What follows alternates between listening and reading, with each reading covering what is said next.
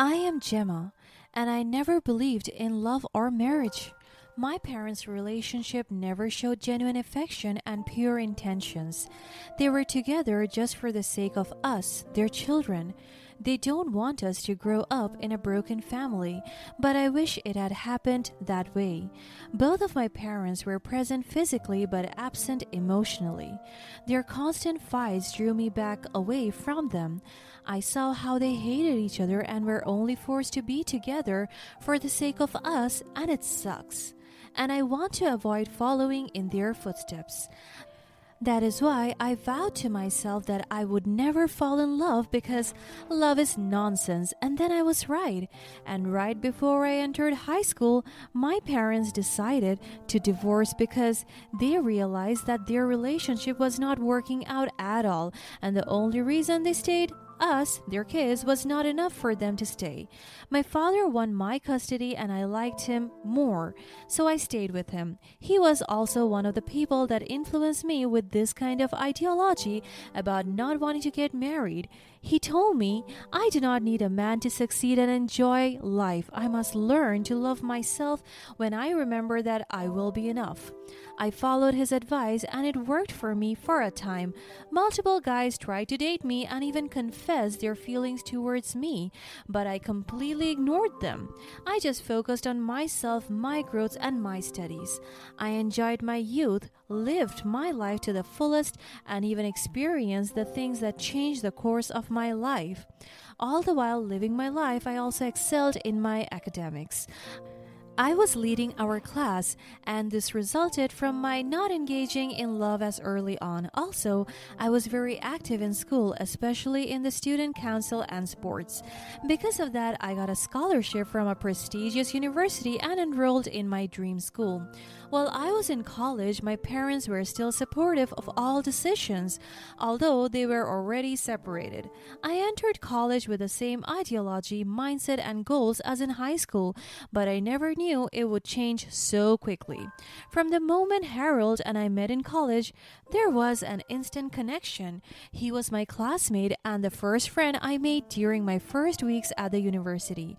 At first, our friendship was solid until our bond grew deeper and deeper. I realized that I couldn't live a day without him. I couldn't stay still whenever I couldn't see his face, and I couldn't contain the emotions I felt whenever I was with him. That is when I knew I was in love, and he confessed to me that he also felt the same way. We fell in love quickly and our relationship blossomed into something beautiful. He courted me and of course I accepted him. I never knew that I would break my own rules for this man. He was caring, intelligent, responsible, talented, and emotionally mature. I never knew I would fall in love because I was so confident and firm with my decision that I would never engage in relationships. But here I am, a completely different Gemma in love and filled with happiness. After graduation, I immediately applied for a job and was very lucky to land a good position in a corporate company. Harold was able to start his dream business and I supported him all the way. After 3 years of dating, we finally decided to get married, seal the vow, profess our cum, and start a family together. Harold and I were pleased and content with our life. On top of that, we were immediately blessed with 2 angels. Our early years were filled with happiness and laughter as we raised our 2 children. To most people, we were indeed an embodiment of a happy family. And it is true, both Harold and I are treating each other very well. We are also working hard to provide for our children's needs, doing our best to make a healthy and nurturing environment for our kids. And the 2 of us are deeply in love with each other. I am proud to say that I am in a peaceful, safe, and loving relationship with my loving, supportive, understanding, loyal, hard-working husband. However, I thought everything was perfect. Harold changed my perspective of relationships and marriage because he showed me the good side of it. It is best to say that I was being fooled, or I just fell hard for the deceiving beauty of love, and I overlooked its bad and negative connotations. As the years passed, I couldn't help but notice the changes in my husband. He became distant, preoccupied with work and other activities. Our once passionate love seemed to dwindle, and I felt like I was slowly losing him. I tried to confront him, but he brushed off my concerns, claiming he was just stressed with work. One evening, after putting the kids to bed, I mustered the courage to confront my husband. My heart was pounding and my palms were sweaty. I was so nervous about how this confrontation would end, but I knew it was time to face the truth head on. As I entered the living room where he was sitting, I saw him doing something on his phone. So I took a deep breath and began. "Honey, we need to talk. We can't keep ignoring what's happening between us." He looked up and put his phone aside, and his face was confused. "What are you talking about, Gemma?" I was taken aback because he didn't call me by our sweet endearments. I remained calm and collected by steadying my voice. "You know exactly what I'm talking about. I have noticed the late-night calls, the secretive text messages. I can't help but see all of these subtle signs. So let me ask you this. Are you having an affair?" He got so defensive. "Don't be ridiculous. How could you even think such a thing? Why are you accusing me of that kind of thing? You're being delusional, and I've been busy with work. You're overreacting." "Harold, I'm not blind. I have seen the signs and I deserve the truth. Please don't insult my intelligence by denying it." "I can't believe you're accusing me like this. You're paranoid, Gemma, and it's driving us apart." I'm trying my best to hold back my tears. I don't want to appear weak.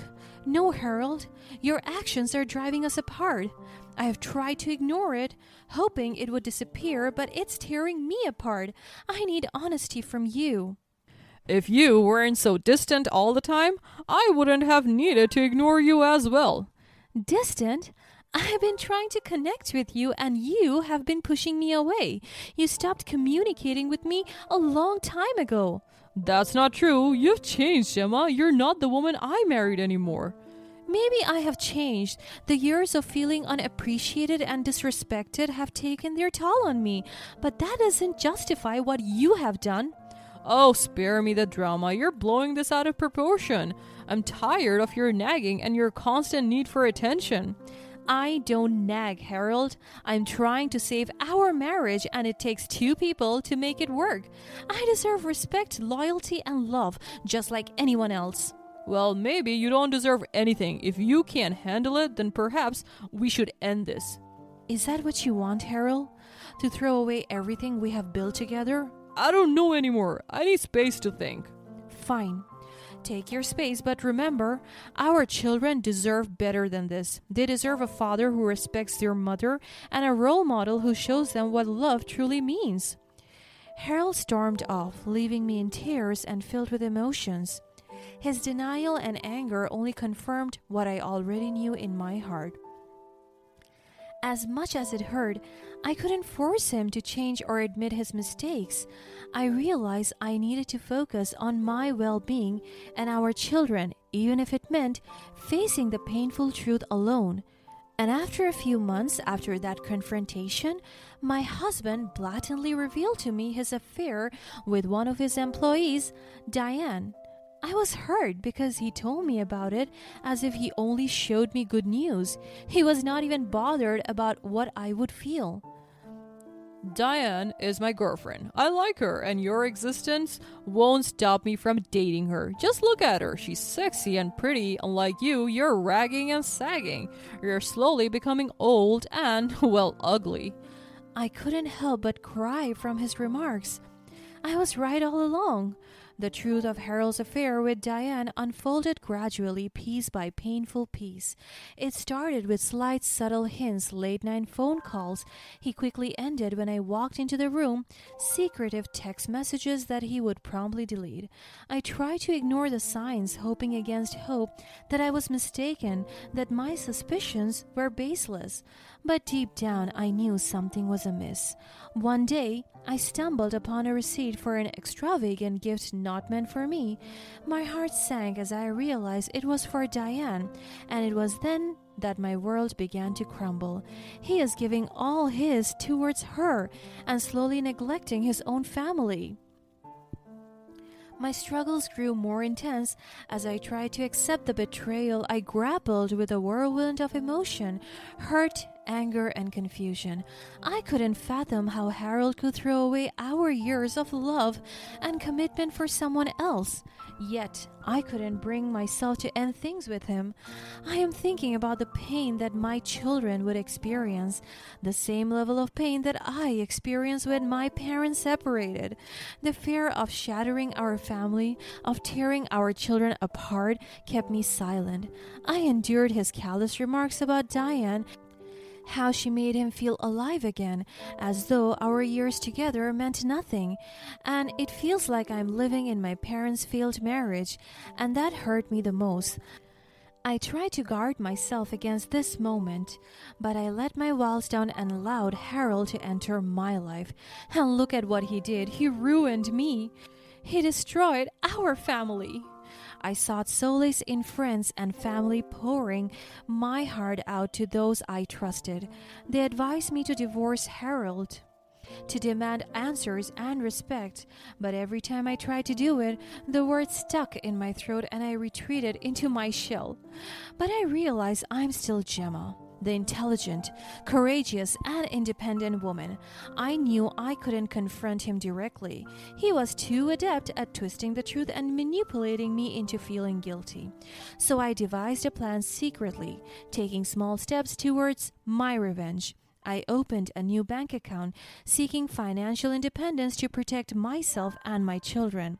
As I charged all expenses to our shared account, I felt empowered, knowing he would be the one left to deal with the financial consequences.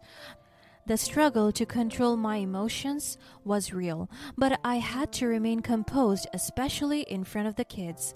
One day he confronted me, bringing his luggage items with him. My heart skipped a bit. Is he going to leave? What about the children? I complied with whatever he said. I kept quiet so he could stay with us because I didn't want the children to live in a broken household. I swallowed my pride for almost everything. But instead, he threatened me with a divorce, demanding my money and trying to push me into submission. And that's when I made my move. He told me that he was going on an overseas trip with the love of his life and that they would spend and celebrate their anniversary in Hawaii.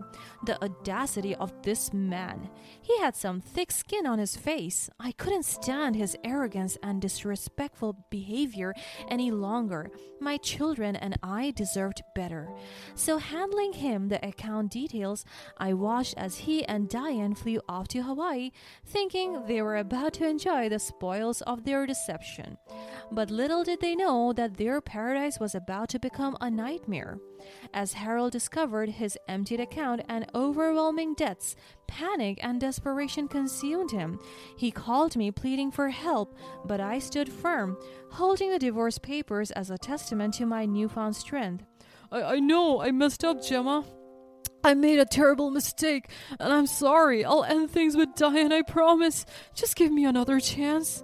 Harold, you have had plenty of chances. You chose to disrespect our marriage and our family. I can't forget what you did, and I can't trust you anymore. Please, I don't want to lose you. I love you, Gemma, and I love our kids. I made a stupid mistake, but I can change. We can work on this together. I wish you had thought about that before you betrayed me. I have spent years trying to make this marriage work, but I can't do it alone anymore. I deserve better. I know. I was a fool, but I'm willing to do whatever it takes to make things right. It's too late for that, Harold. You had your chance and you chose to throw it away. I can't live with constant doubt and uncertainty, wondering if you will ever hurt me again. Please, Gemma, think about our kids. They need both of us together. We can go to counseling. We can work through this. I have already made my decision, Harold. I have been living with this pain for too long, and it's time for me to put myself and the kids first. You deserve this because you did this to yourself. Own up to your mistakes and suffer the consequences. I'm sorry. I know you are, but that won't change what happened. Just leave us alone. I signed the papers with a heavy heart, feeling a mixture of sadness and triumph. I had taken my revenge, and while it might not undo the pain he caused me, it was a step towards healing and rebuilding my life. In the aftermath, I embraced my struggles and grew from them. I learned I was more vital than ever imagined and deserved respect and happiness. My children may never fully understand the depths of our ordeal, but I knew that by breaking free from a toxic relationship, I was giving them a chance to witness the resilience and courage of their mother. Though the scars of this chapter in my life would remain, they reminded me of the strength I found within myself. As I moved forward, I embraced the uncertainty of the future with hope and determination, ready to embark on a new journey where I was the author of my own story. In the aftermath of the divorce, life was challenging, but I was determined to create a new path for myself and my children. The wounds from the betrayal were still fresh, but I refused to let them define me. Instead, I focused on healing and rebuilding my life step by step.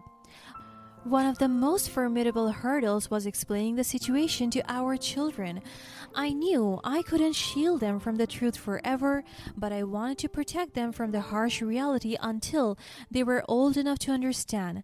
I spoke to them with love and gentleness, carefully choosing my words to avoid unnecessary pain. Though it was difficult, they surprised me with their resilience and understanding. As time passed, I discovered an inner strength I hadn't known existed. I threw myself into new hobbies and interests, reconnecting with old friends and making new ones. Slowly, I rebuilt my support network, leaning on those who stood by me during my darkest days. In self-discovery, I found a passion for helping others who had experienced similar heartbreak and betrayal.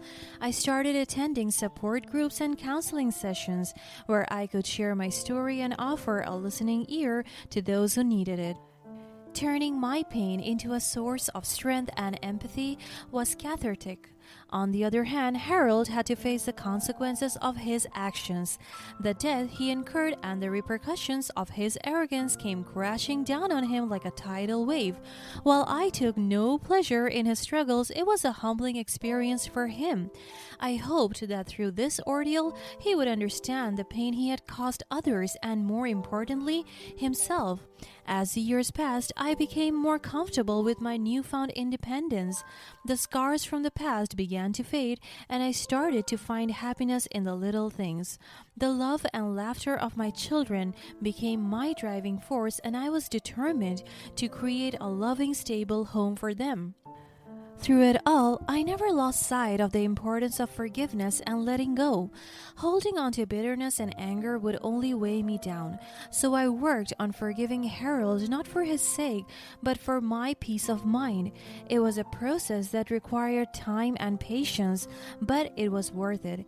In time, Harold and I settled into a civil co-parenting relationship.